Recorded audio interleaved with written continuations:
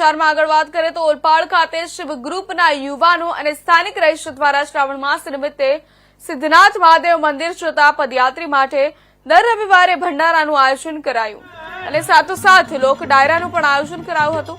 શ્રાવણ માસ એટલે ભગવાન ભોળાનાથને રીઝવવા માટેનો મહિનો પણ મનાય છે। હાલ શ્રાવણ માસ ચાલી રહ્યો હોય ત્યારે લાખોની સંખ્યામાં પદયાત્રીઓ ઓલપાડ તાલુકાના સરસ કુવાદ ગામની મધ્યમાં સરસ ગામે અનેક દંતકથાઓ સાથે સંકળાયેલું ઐતિહાસિક એવું સિદ્ધનાથ મહાદેવ મંદિરે હજારોની સંખ્યામાં દર્શનાર્થીઓ મંદિરે દર્શન કરવા પદયાત્રી તેમજ કાવડ લઈને આવતા હોય છે। ત્યારે આ પદયાત્રીઓ કેટલાક વર્ષોથી ઓલપાડ સુરત પર આવેલા સોસાયટીના રહીશોનું શિવ ગ્રુપના યુવાનો સાથ સહકાર થકી પદયાત્રીઓ માટે ભંડારાનું આયોજન કરવામાં આવે છે। દર રવિવારે 3000 કરતા પણ વધુ પદયાત્રીઓ આ જાહેર ભંડારનો લાભ લે છે અને સાથોસાથ સ્થાનિક રહીશો દ્વારા દર રવિવારે લોક ડાયરાનું પણ આયોજન કરવામાં આવે છે।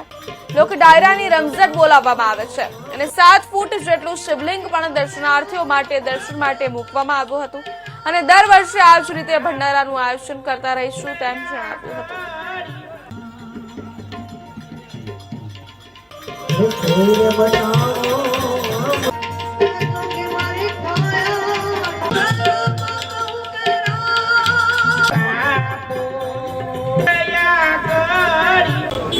ओके શું નામ? મારું નામ મોહિત આહિર છે। શિવ ગ્રુપ દ્વારા અહીંયા ગાડી જે સિદ્ધનાથ મહાદેવ મંદિરે છેલ્લા 2017થી લઈને 2025 હાલ સુધી બધા જે પગપાળા યાત્રીઓ આવે છે એમને અહીં ગાડી જાહેર ભંડારનું આયોજન કરવામાં આવે છે અને બધાને સેવા આપવામાં આવે છે।